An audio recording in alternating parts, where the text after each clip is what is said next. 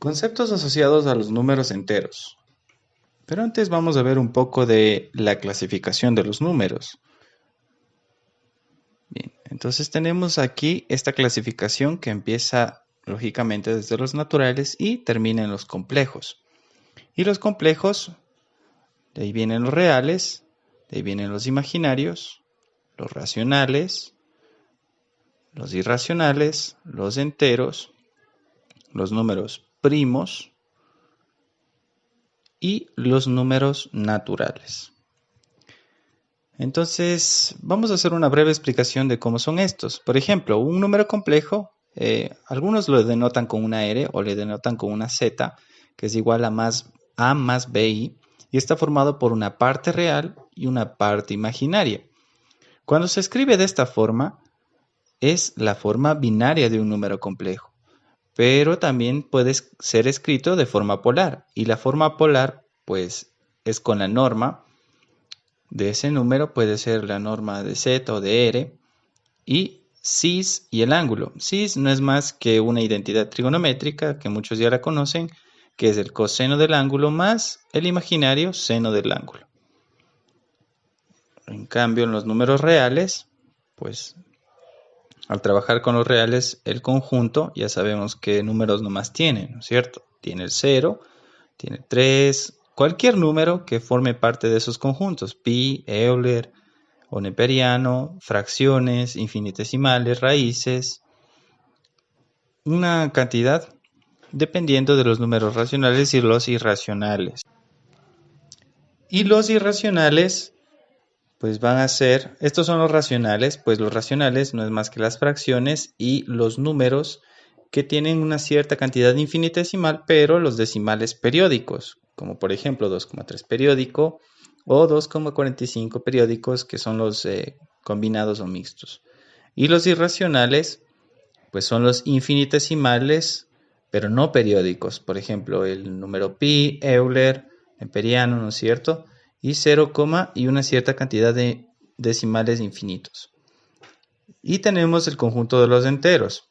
El conjunto de los enteros van a ser, puede ir desde menos infinito y los números negativos, como puede estar clasificado el menos 3, el menos 2, cambiémosle, menos 2, menos 1, 0, 1, 2, igual hasta el más infinito.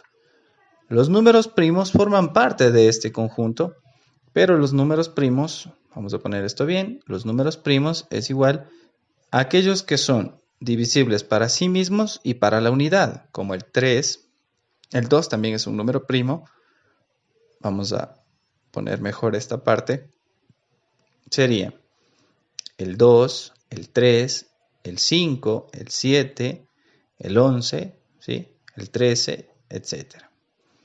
Y los números naturales, sería este conjunto de los naturales, ya sabemos que solamente son los enteros positivos, el 0, el 1, el 2, y así sucesivamente hasta el más infinito.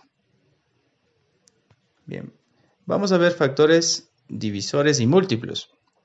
Por ejemplo, tenemos si A, B y C pertenecen a los enteros cuando la relación es igual a C, A por B, entonces A y B son factores o divisores de C. En tal caso, C es múltiplo de A y B.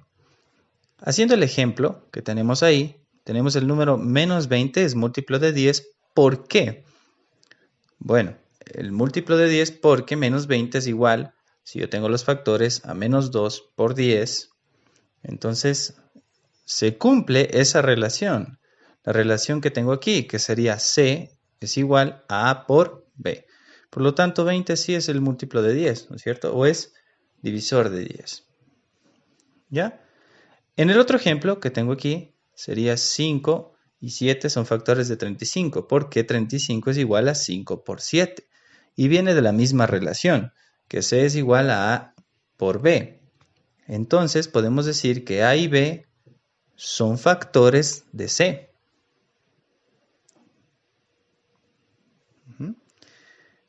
Bueno, entonces vamos a hablar de un número entero es divisible por. ¿Cuándo son divisibles? Por ejemplo, del 2 es divisible cuando termina en 0 o una cifra par. Es divisible para 3 cuando la suma de sus cifras es múltiplo de 3. Divisible para 4 cuando termina en dos ceros o es múltiplo de 4. Divisible para 5 cuando termina en 0 o en 5. Divisible para 6 si se multiplica por 2 o por 3 al mismo tiempo. Divisible para 8 cuando tengo 3 cifras que termina el número y es múltiplo de 8. Y divisible para 9 es igual a la de 3. Y divisible para 10 si termina en 0. Vamos a hacer un ejemplo entonces de esto. Yo tengo que hallar el múltiplo de 35, de 100 y el múltiplo de 2853. Entonces vamos a hacer con estos ejemplos, con estos ejercicios para que se pueda entender. Este 35 termina en 5. Por lo tanto, pues es obvio que es múltiplo de 5. Entonces podríamos sacar en la tabla que 7 por 5, los factores, es igual a 35, ¿no es cierto? O también en la tabla de simplificación. 35 para 5, 7, 7, 1. ¿Sí? En la tabla de factores. Ahora, el múltiplo de 100. Este termina en 2 ceros. Si termina en 2 ceros, entonces es múltiplo de 4. ¿Sí? Al igual que como termina en un 0, pues también haciendo la tabla de factores, si yo pongo el 4, la división pues va a ser 25, la cuarta 25 y la 25, 1. También puedo escribirlo así, ¿no es cierto? 4 por 25 y puedo hacer otra relación, ya que este de aquí pues también termina en un valor en 0, en un 0. Si le considero que solo termina en un 0, pues también forma parte de los pares. Al igual que si termina en 0, pues también es del 5. Sacamos la mitad, la quinta y la quinta. Y ya tengo otra forma de expresar los factores de este número. Sería 2 al cuadrado y 5 al cuadrado. Hay muchas formas de sacar los factores a 100. Y de 2853. Para saber cuál es su múltiplo, pues lo que hago es sumar cada una de las cifras. Y si esta cifra me sale 2 más 8 más 5 y 3 es 18. Esta cifra es múltiplo de 9. También es múltiplo de 3. Pudiera trabajar con las dos, ¿no es cierto? Entonces, por lo tanto, sería 2853. Sacó el factor noveno y sería 317. Es un número primo, por lo tanto es divisible para sí mismo y me quedaría así. Y esa sería la solución.